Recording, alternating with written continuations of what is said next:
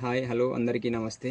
నా పేరు మహేష్. నేను ఆదిలాబాద్ నుండి కొన్ని విషయాలు మాట్లాడాలనుకుంటున్నా మన దేశం గురించి, మన దేశ రాజకీయాల గురించి, ముఖ్యంగా రాజకీయం గురించి. ఈ టాపిక్ మొత్తం రాజకీయం గురించే. దయచేసి నేనేమంటున్నా అంటే తెలిసి తెలియక ఏమన్నా తప్పుగా మాట్లాడితే నన్ను క్షమించండి. కాకపోతే ఫస్టే చెప్తున్నా, నేను ఏ రాజకీయ నాయకుడికి, ఏ పార్టీకి వ్యతిరేకంగా మాట్లాడతలేను. మొత్తం నాకు బాధ, నా గుండెల బాధ అనిపిస్తున్నది. ఈరోజు భారతదేశం పరిస్థితి ఏంది, అసలు ఇట్లా అవుతున్నది. యువతను ఎందుకు ఆగం చేస్తున్నారు ఈ పార్టీలు, ఈ పార్టీ జెండాలు కలిసి అనేటి నాకు కొన్ని. ఎందుకంటే భారతదేశం నా దేశం, నేను భారతీయుడిగా, నేను భారత భారతీయుడిగా, అంటే ఈ రాష్ట్ర బిడ్డగా నేను చెప్పాల్సిన నా మాటలు మీరు అర్థం చేసుకోరు. కేవలం ఇది నా ఇల్లు, నా ఇంటి కోసం ఒక కొడుకు ఎట్లా మాట్లాడాలో అట్లా మాట్లాడుతున్నాను నేను. తప్పు మాట్లాడితే ఆ తర్వాత మీ ఇష్టం, మీరు ఎట్లా అనుకుంటారు అట్లా.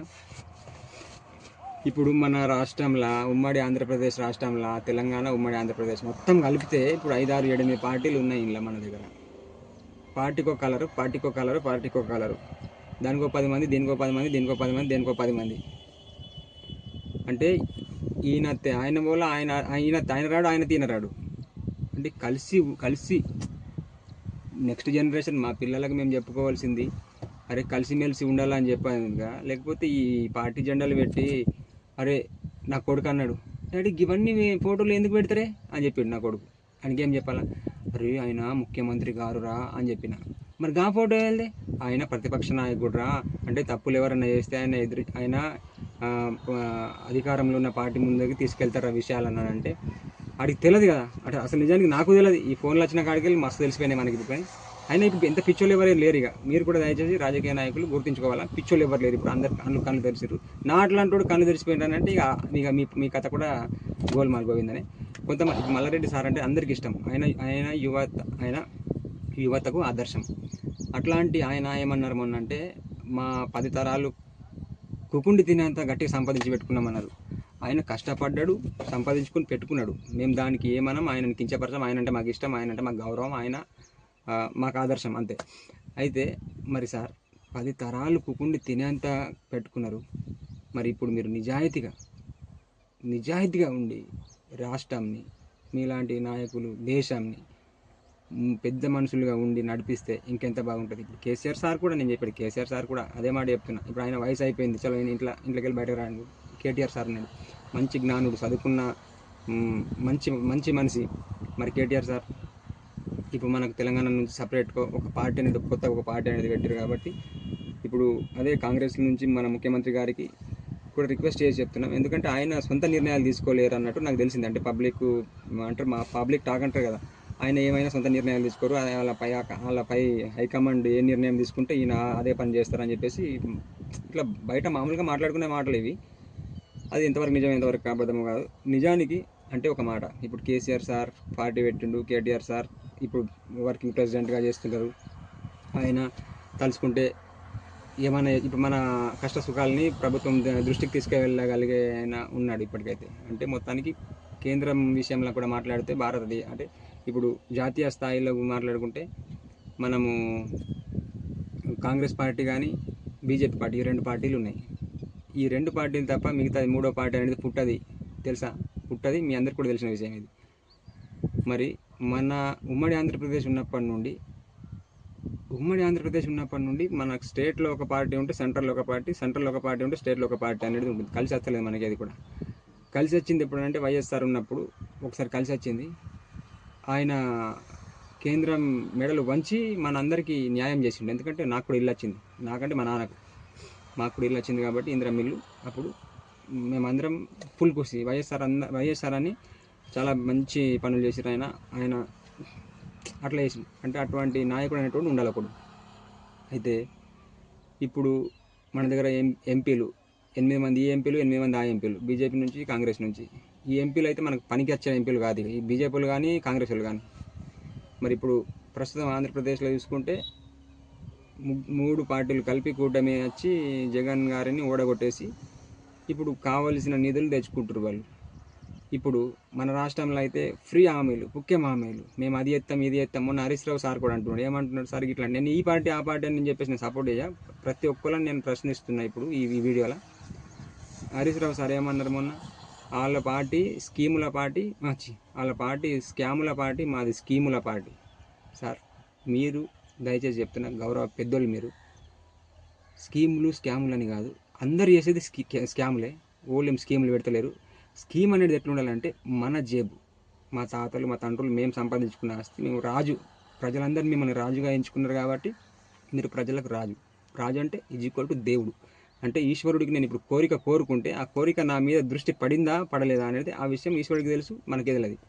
కాబట్టి ఇప్పుడు ప్రజల దృష్టి మీ మీ మీ దగ్గరికి వచ్చిందా లేదా అనేది మీరు గమనిస్తే ప్రజల కోరిక తీర్చిన వాళ్ళు దేవుళ్ళు అవుతారు. కానీ ప్రజల సొమ్ము తీసుకొని ప్రజలకి ఆయన దేవుడు ఎట్లా అవుతాడు నాకు అర్థం కాదు. కానీ ఆయన నాయకుడు ఎట్లా అవుతాడు? కాబట్టి ఈ భారతదేశం అనే దేశంని ఎందరో రాజులు పాలించిర్రు, ఎందరో మహానీయులు మట్టిలో కలిసిపోయారు. వాళ్ళ సంపాదన, వాళ్ళ వారసత్వం ఏది లేదు. నేనేమంటున్నా అంటే ఇప్పుడు ఇంకో 100-150 సంవత్సరాల తర్వాత ఇవేవి ఉండవు. మీరు ఉండరు, మేము ఉండం, మా పిల్లలు ఉండరు, మీ పిల్లలు ఉండరు, మీ ఆస్తులు ఉండవు, మా ఆస్తులు ఉండవు, ఏ ఉండదు. మొత్తం ప్రకృతిలో కలిసిపోతాయి.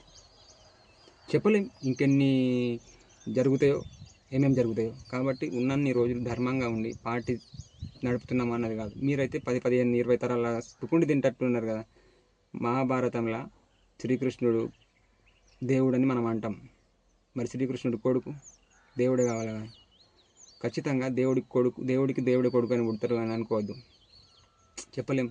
మల్లారెడ్డి సార్ సంతోషంగా ఉన్నారు. ఈ సంతోషం జీవితకాలం ఉండాలా. ఆయన జీవితకాలం ఆయన పిల్లలకు ఎంతో చేసి పెట్టిండు. వాళ్ళందరూ సంతోషంగా ఉండాలని కోరుకుంటాం. ఎందుకంటే నేను ఒక మిడిల్ క్లాస్ నుంచి, మధ్యతరగతి నుంచే కష్టపడుతూనే ఉండే. నేను ఒక లేబర్ కానీ బట్టలు నీట్గా ఉన్నాయని చెప్పేసి అనుకోకూడదు. నేను సిమెంట్ బస్సులు కూడా మోస్తాను. నేను లేబర్ పని చేస్తాను. నేను అయితే ఈ వీడియో చేయడానికి కోసమే కొంచెం మంచిగా పర్ఫెక్ట్గా రెడీ అయినట్టు అనిపించింది. మొన్న తీసుకున్న 200 షర్ట్, ఇది 200 రూపాయలే. అయితే అసలు విషయం మన కలర్ గురించి, పార్టీల గురించి. అయితే ఇప్పుడు నేను మొన్న మా 10 మంది కలిసి బయటకు వస్తున్నాం నడుచుకుంటా, ఫ్రెండ్స్ అందరూ. మేమందరం బయట పోతే అందరం ఫ్రెండ్సే. కాకపోతే ఎవరి స్టేటస్లో వాళ్ళు, వాట్సాప్ స్టేటస్లలో, ఫేస్బుక్లలో, ఇన్స్టాగ్రామ్లలో ఎట్లా పెడతారు తెలుసా? వాళ్ళ పార్టీలకు లంజోడక బాడకవులు అవి ఇవన్నీ గలీజ్గా కామెంట్లు కూడా పెడతారు. అప్పుడు మాకుగా ఒక్కొక్కరిగా మనోభావాలు దెబ్బతింటున్నాయి. ఇప్పుడు ఏమున్నది? జెమినీ ఏఐ ఉన్నది.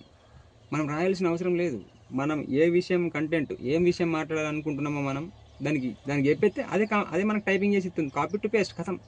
ఆడ కాపీ చేసి పేస్ట్ కొట్టి తుడిచిపోయే కథ స్పష్టంగా. అయితే దయచేసి గౌరవ పెద్దలందరికీ, నాయకులకు నేనేం రిక్వెస్ట్ చేసి కోరుకుంటున్నానంటే, ఈ పార్టీ జెండాలు మీరు పార్టీ ఆఫీస్లోనే పెట్టుకోర్రి, బయట ప్రచారాలు చేయనీయకుర్రి. చేస్తే కూడా మనందరం ఒకటే అని నిరూపించుకోవడానికి, మనం భారతీయులు అందరం ఒకటే కాబట్టి మన ఫ్లాగ్ కూడా నేషనల్ ఫ్లాగ్ ఒకటే ఉన్నది, అది ఒకటే ఉండాలా. మీకు సొంత పార్టీ జెండాలు పెట్టుకోవాలనిపిస్తే పార్టీ కార్యాలయం పైన పెట్టుర్రి, పార్టీ ఆఫీస్లో పెట్టుర్రి, పార్టీ ఆఫీస్ చుట్టూ పెట్టుకోర్రి. కాకపోతే కార్యకర్తలకు కూడా మంచి కొట్టేసి కొని అదే కోడ్ మీద తప్పేం లేదు. కానీ ఈ రోడ్డు అడ్డంగా చిన్న ఇప్పుడు పట్టణాలల్లో చిన్న గల్లీలలో డబల్ రోడ్ ఉంటుంది కదా, దానికి డివైడర్ మీద అడ్డం పెడుతురు ఫ్లెక్సీలు. ఇటు వెళ్తే ఈ బండ్లకు తగులుతుంది, అటు వెళ్తే ఆ బండ్లకు తగులుతుంది. పెద్ద బండ్ల DCM లాంటి లారీల, ట్రక్కులకి, సైడ్ గ్లాసులకు తగులుతున్నాయి అవి. అయితే చూసుకోవడానికి కూడా కలర్స్, ఇన్ని కలర్స్ శత్రువులు లెక్క చూస్తున్నాం. అంటే మేమే కొట్టుకొని పుర్రెల వాళ్ళు కొట్టుకొని సచ్చేటట్టు అవుతున్నాం రోజులు.